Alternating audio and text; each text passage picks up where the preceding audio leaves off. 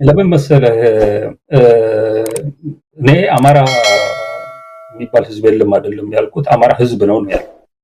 ይነቱ አማራ የሚባል ጎሳ ወይ ነገድ የለም ነው። አሁን በአሁኑም ጽሁፌ የሚያሳየው ያለው በኢትዮጵያ ውስጥ አንድ ብሔር አለ ቢባል የሰውን ልጅ ደሙንና አጥንቱን ሳይመረምር እንደ ሰው የሚቀበል ብሔር ማለት እሱ ነው። ለኔ አማራ ብቻ ነው ብዬ ነው የጻፍኩት። ያለው ህዝብ ስትሆን የሚመጣ ኳሊቲ ነው ያልኳቸውም። ያለው ከፈለጋችሁ ውረዱ እናንተ ጎሳ ነገድ አድርጉት ያለው ነገር ግን ክብር አይደለም ጎሳና ነገድ መሆን። ምክንያቱም ገና በደንብ ያላደገ ህብረተሰብ ደረጃ ላይ ያለ ነው።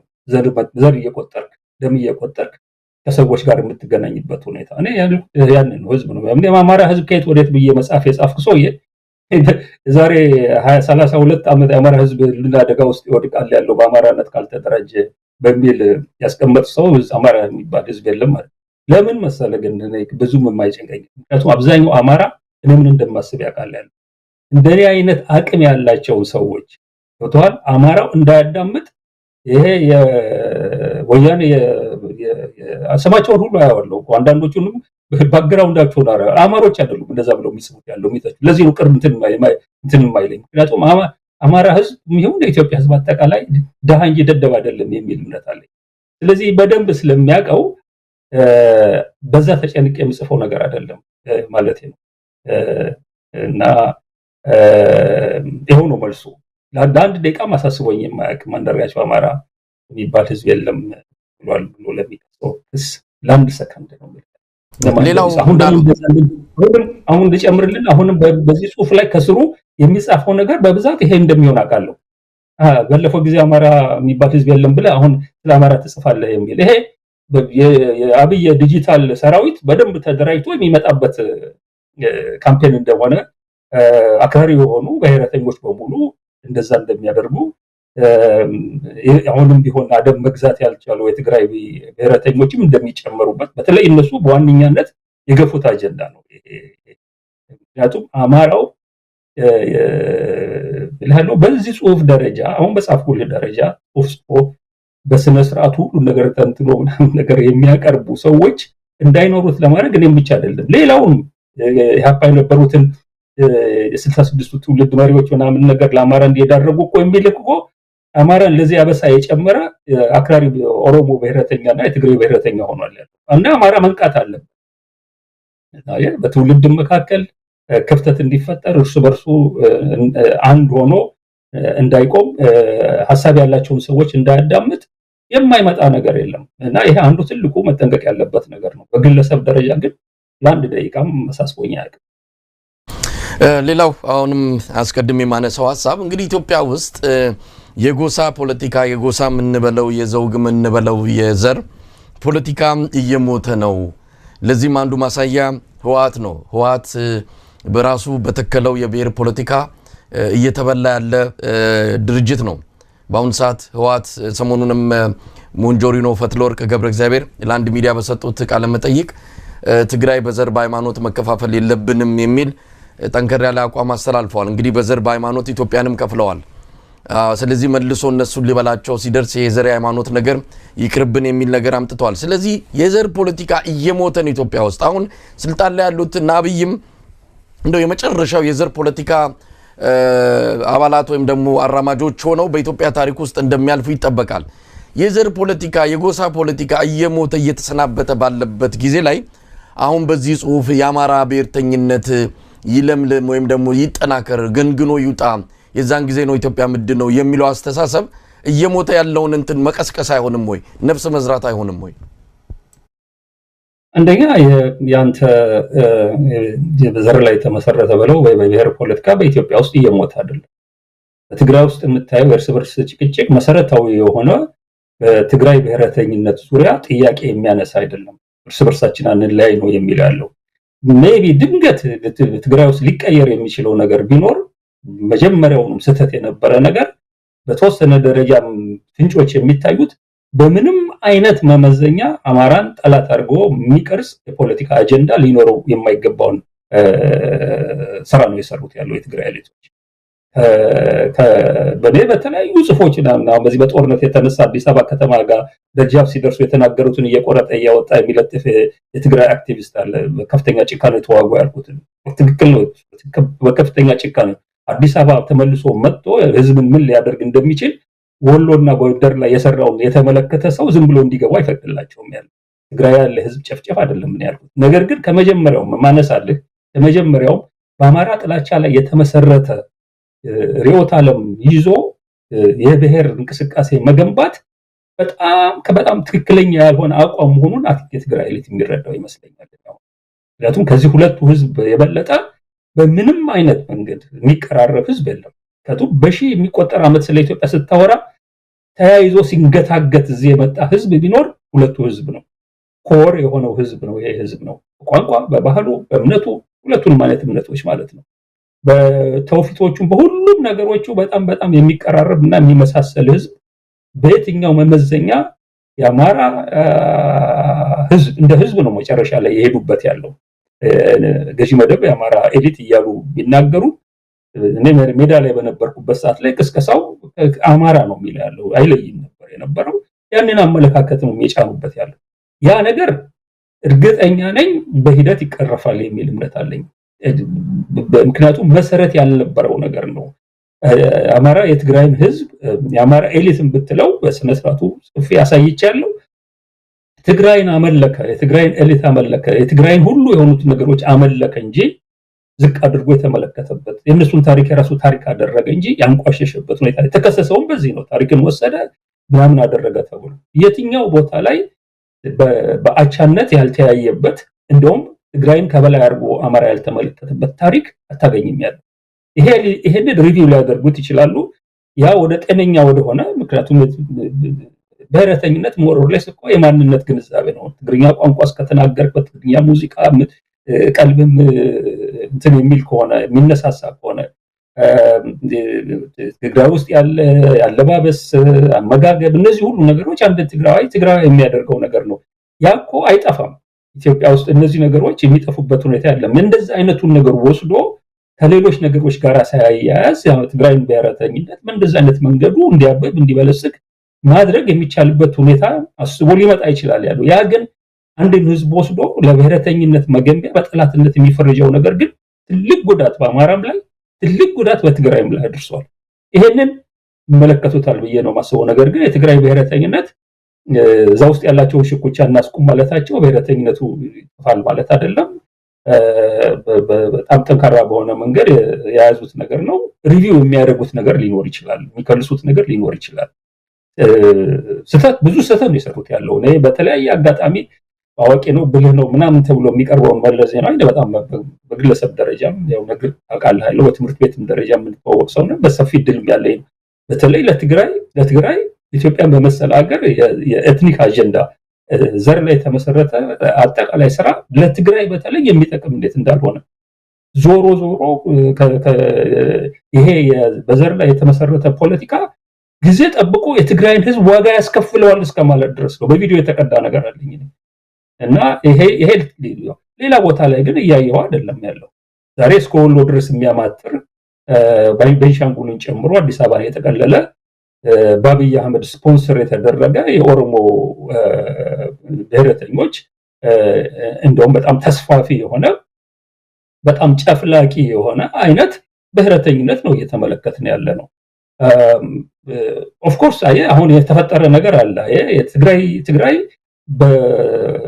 በብዛቱም በህዝብ ብዛቱም አነስተኛ በመሆኑ የተነሳ እዚህ የኦሮሞ ብሔረተኝነት የሚሰማው የጨፍላቂነት እብሪት አይደለም። በዘዴና በብልሃት ነው የበላይነት አስጠብቆ ሊሄድ የሚፈልገው።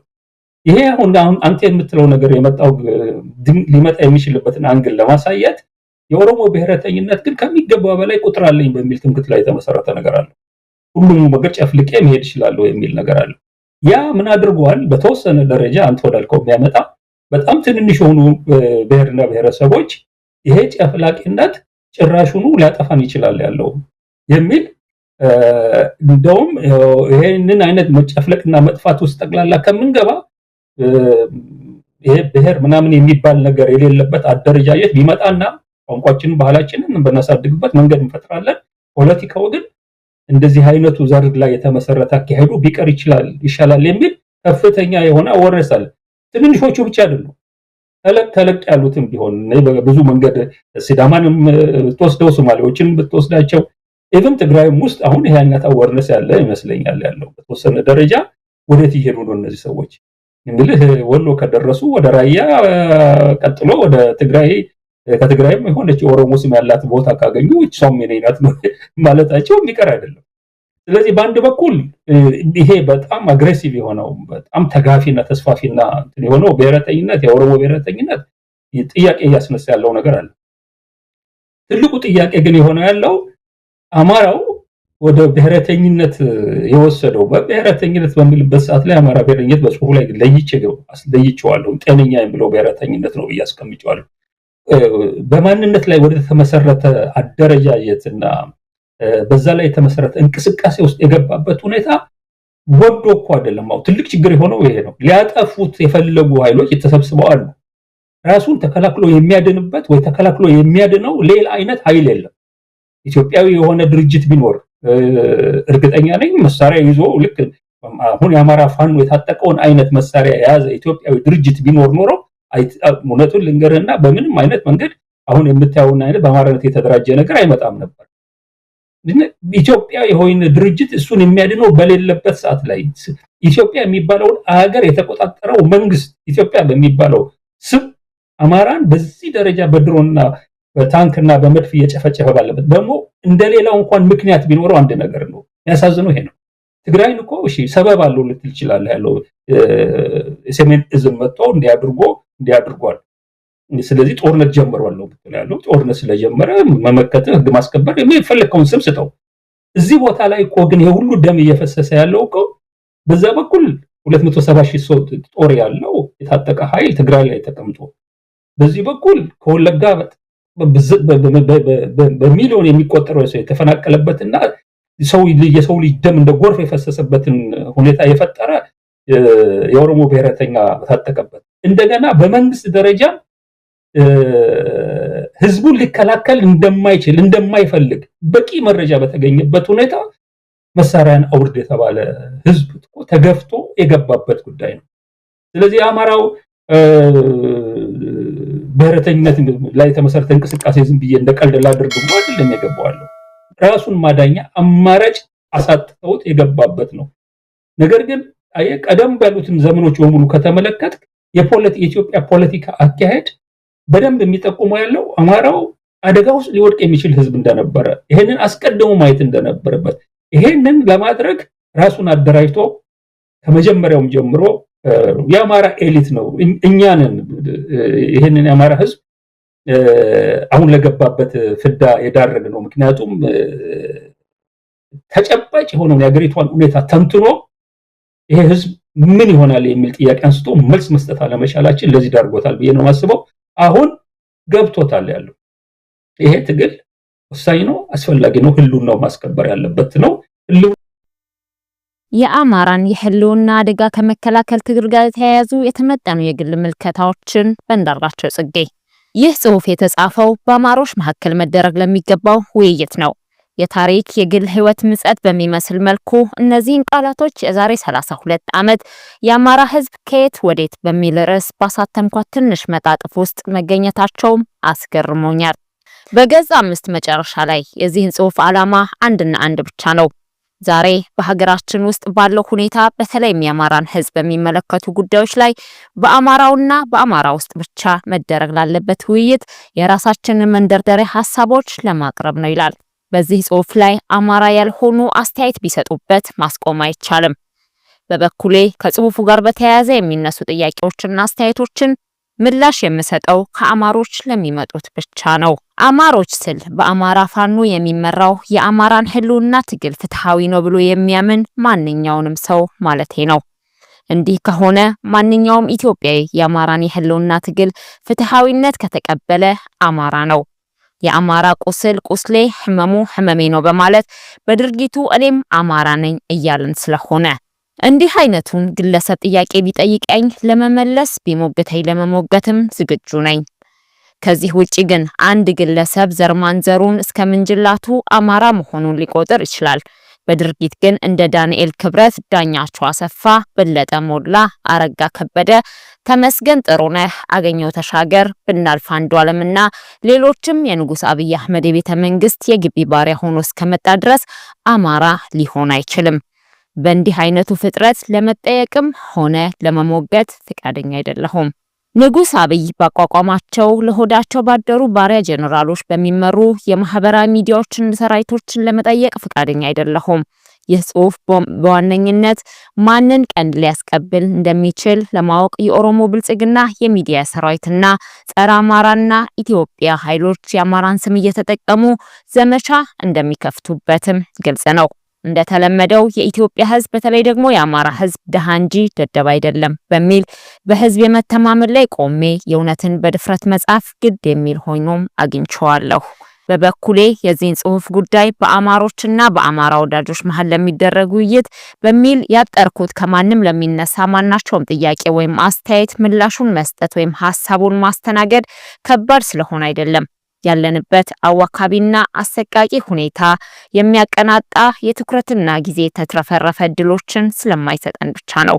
የሚገርመውና አሁንም የታሪክ የግል ህይወት ምጸት ይመስል ቀደም ብዬ በጠቀስኳት መጣጥፍ ላይ የዛሬ 32 ዓመት በአማራ ህዝብ ወከባ ውስጥ መሆኑን በፍጥነት መንቀሳቀስ እንዳለብን የሚገልጽ ቃላቶችን መጠቀሜ ራሴን አስገርሞኛል።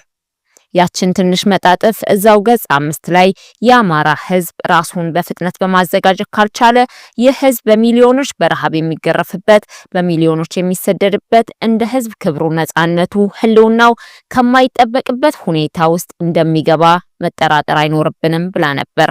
ህልውና የምትለውን ቃል በቃል ልብ በሏት። አሁንም ልክ እንደ ዛሬ 32 ዓመቱ የአማራ ህዝብና ከዚህ ህዝብ አብራክን የወጣሁት ብሎ የሚያስብ ምሁር ትኩረት ሳይበታተኑ እንደ ሌዘር አነጣጥሮ ስራን እየለዩ አድምቶ መስራት የሚጠይቅ እጅግ አሳሳቢ የሆነ ዘመን ውስጥ መገኘቱን መረዳት አለበት። በ32 ዓመታት ውስጥ ለአማራ በበጎ መልኩ የተቀየረ ነገር የለም፣ የባሰ እንጂ። በመሆኑም እርባና በሌላቸው መሬት ላይ ያለውን በአማራ ህልውና ላይ ያሰፈሰፈውን መዓት በፍጥነት መፍትሄ በመስጠት አስተዋጽኦ በሌላቸው የትኛዎቹም አጀንዳዎች ላይ ማንኛውም ህልውና አደጋ ላይ ወድቋል ብሎ የሚያምን አማራ መጠመድ የለበትም የሚለው በጉንጭና ብዕር አልፋ ምልልሶች የሚጠፋ ጊዜ ሊኖረንም አይገባም። ያለፈውና መጪው ዘመን ለአማራ ነብይ፣ ጠንቋይ፣ ሳይንቲስት መሆን አይጠቅምም። ያለፉት 100 ለመሙላት ጥቂት ዓመታት የቀረው ዘመን በደንብ ማጤን ብቻ በቂ ነው። የውጭና የሀገር ውስጥ የአማራ ጠላቶች ተቀናጅተው አማራውን በማንነቱ ለይተው የመከራ ዶፍ አውርደውበታል። አማራ ላለፉት 100 ዓመታት በማንነቱ ላይ ጥቃት ሳይደርስበት ያለፉ ዘመናት ቢኖሩ መንግስታዊ ስርዓቱን የተቆጣጠሩት አካላት ማንነታቸውን በኢትዮጵያዊነት የሚገልጹ በሆኑበት ዘመን ብቻ ነው። የኢትዮጵያ ገዢዎች ኢትዮጵያውያን በነበሩት ዘመንም ቢሆን የአማራ ህዝብ በማንነቱ ላይ ያነጣጠረ ጥቃት አይድረስበት እንጂ ከፍቶት ካመጸ በገዢዎች እሳትና ብረት ተቀጥቅጧል። በተለይ ግን ኢትዮጵያዊ በ1983 ዓመተ ምህረት ጸረ ኢትዮጵያና ጸረ አማራ በሆኑ ጽንፈኛ ብሔርተኞች እጅ በወደቀች ጊዜ ጀምሮ የአማራ ዕጣ ስቃይ፣ ሰቆቃ፣ ዋይታ፣ በአሰቃቂ ሁኔታ መገደል፣ መፈናቀል፣ መሰደድ፣ መዋረድም ሆኗል። የ27 ዓመቱ የወያኔ አገዛዝ የአማራን ህዝብ በማንነቱ ለይቶ እንዲጠቃ ህገ መንግስታዊ፣ አስተዳደራዊ፣ ፖለቲካዊ፣ ኢኮኖሚያዊ፣ ማህበረሰባዊ፣ ዲፕሎማሲያዊ መደላደሎችን አመቻችቷል። ደግመን ደጋግመን በአማራ ጥላቻ ዙሪያ ወያኔ ስለቀረጸው በ1967 ዓመተ ምህረቱ ፕሮግራሙ ማላዘን አያስፈልገንም። ወያኔ ከስልጣን ከወረደ በኋላ ከመቼውም ዘመን በላይ የአማራ ህዝብ መጨፍጨፍና መፈናቀል ገጥሞታል። የጸረ አማራ አመለካከት የሚጋሩ ኃይሎች በህብረት የፈጸሙት ነው። ሆኖም ግን አሁን የአማራ ህዝብ ወንድሙንና እህቱን የሆነውን የትግራይ ህዝብ ያሉበትን አሰቃቂ ሁኔታ ግምት ውስጥ አስገብተን ወደ ኋላ እየተመለስን መካሰሱ ለማንም እንደማይበጅ ማወቅ አለብን። የትግራይ ህዝብና የአማራ ህዝብ ዛሬ የሚገኙበት በህልውና ስጋት፣ በሰቆቃ፣ በስቃይ የተሳሰረ የጋራ ዕጣ ቀድሞ በታሪክ፣ በባህል፣ በቋንቋ፣ በእምነት የተሳሰሩትን ያህል ተመሳሳይ መሆኑንም እያየን ነው። በበኩሌ ከወያኔ ጋር በተያያዘ የአማራ ህዝብ ያለፈበትን እጅግ አሳዛኝ በመከራ የተመላ ምዕራፍ ለታሪክ ጸሐፊዎችና የተረጋጋና ጤነኛ የፖለቲካ አየር ለሚሰፍንባት የሂሳብ ማወራረድ ዘመን ከመተው ውጪ አማራጭ ያለን አይመስለኝም። በትንሹም ቢሆን በጥቅምት 2021 ዓመተ ምህረት በ5 ክፍል የተከፋፈለ የፌስቡክ ጽሑፌ ሂሳብ ሲወራረድ ከአማራ ልሂቅ ይልቅ ዕዳ ያለበት የትግራይ ልሂቅ መሆኑን በሚገባ ማሳየት ችያለሁ። ይህን አንብቦ አሉላ ሰለሞን ሳይቀር እውነት ነው የሚል ዳርዳርታ ያለው ንግግር ሲናገርም ሰምቻለሁ። መጪው ዘመን ለሁለቱ ህዝቦች ያረገዘውን አደጋ ካለፈው የባሰ ነው። ይህ በጋራ የዘመናት ባህልና እሴት መተሳሰር ብቻ ሳይሆን በመጪው አስከፊ ዘመን የጋራ ዕጣ ጭምር መተሳሰራችንን መቀበል መናገር የአንድ ወገን የአማራ ብቻ ስራ መሆን አይችልም። አማራው ይህ የገባው ይመስላል።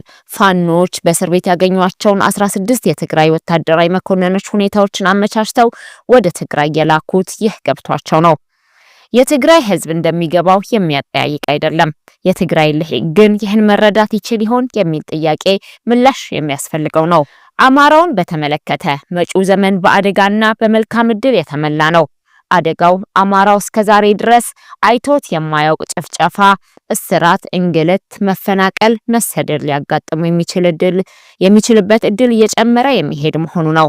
ባለፉት 6 ዓመታት የአብይ አህመድ አገዛዝ ከመቼውን ዘመን ከፍቶ እንደናየው ያደረገው የአማራን ህዝብ እልቂት ምን እንደሚመስልም አሳይቶናል። ያየነውን እልቂት የአማራ ስቃይ ቀምሻ እንጂ በዘረኝነት የተለከፉት የአማራ ጠላቶች ለአማራው የደገሱለት ዋናው ድግስ ግን አይደለም። ድግሱ ምን እንደሚመስል በሰሞኑ አብይ አህመድ አዲስ አበባን ጠቅልሎ ወደ መተከልና ወደ ወሎ እያማተረ የኦሮሞን ግዛት በዘር ማጽዳት ፍጅት ለማስፋት እየተዘጋጀ እንደሆነ በኤፌኮና በኦነግ ቃል አቀባዮች በኩልም ነግሮናል። እንዲህ አይነቱ የአብይ አህመድ ህልም ያበደ ሀገር የመምራት የተሳነው የአንድ ሰው የእውር ድንብር ጉዞ አድርጎ ማየት ትልቅ ስህተት ነው። በሐሰት ትርክትና በአማራ ጥላቻ አእምሯቸው የተቃወሰ አክራሪ የኦሮሞ ልሂቅ በሙሉ የሚጋራው ነው። ጥላቻን የፖለቲካ ነዳጅ አድርገው የግል ስልጣንና ጥቅም ማስጠበቂያ ያደረጉት ጽንፈኞቹን ከዚህ የተለየ ነገር ማሰብ ይችላሉ ብሎ መቃዠት ግን አያስፈልግም። እነዚህ ኃይሎች በህግ በሰላማዊ ድርድር ከአማራ ጀርባ ላይ ይወርዳሉ ብሎ ማሰብ የኔ ትውልድ ከፈጸመው ጥፋት የከፋ በአዲሱ የአማራ ትውልድ የሚደገም ትልቅ ታሪካዊ ጥፋት ይሆናል። የአማራ የህልውና አደጋ ዋናው መመከቻ የአማራ ህዝብ ክንድ ብቻ ነው። ስልጡን ፖለቲካ የሚባል ነገር በማይታወቅበት ሀገር ቀጠና የፖለቲካ ጉልበት ገና ለዘመናት የጥሬ ጉልበት ውጤት ሆኖ በሚቀጥልበት ሀገርና ቀጠና አማራ ትጥቁን አንድነቱን አላልቶ ህልውናውን ከቶኑ ማስከበር እንደማይችልም መታወቅ አለበት። መልካም አጋጣሚ ሊሆን የሚችለው ነገር ግን አንድ ነገር ብቻ ነው። የአማራ ህዝብ የተደቀነበትን አደጋ መረዳቱ። ይህን አደጋ ለመቀልበስ መሳሪያ ያነሱትን ኃይሎች ለመከላከል እንደ ህዝብ መሳሪያ ማንሳቱን የመሳሪያ ጉልበቱን በከፍተኛ ደረጃ ላይ የደረሰ መሆኑ ነው። ይህ መልካም አጋጣሚ ግን የበለጠ እንዲጎለብት የጎደሉት በርካታ ነገሮች መሟላት ይገባቸዋል። ፋኖን ብቻ አይደለም። በሚሊዮኖች የሚቆጠሩ አማራ እንደ አንድ ወታደር በጋራ ካልቆሙ እንደ አንድ ወታደር የአማራ ህልውናን አደጋ ግዙፍነት የተረዳ ንቃተ ህሊና ከሌለው ይህን ግዙፍ አደጋ የሚመጥን ጠንካራ መሪ ድርጅት ከሌለው አንድ ወጥ የሆነ የረቀቀ የፖለቲካ ወታደራዊ ዲፕሎማሲያዊ ስትራቴጂና ታክቲክ ከሌለው ይህ የመልካም እድል ጅማሮ ሊጨናገፍ የተፈራው ከፍተኛ የህልውና አደጋ እውን መሆን ይችላል።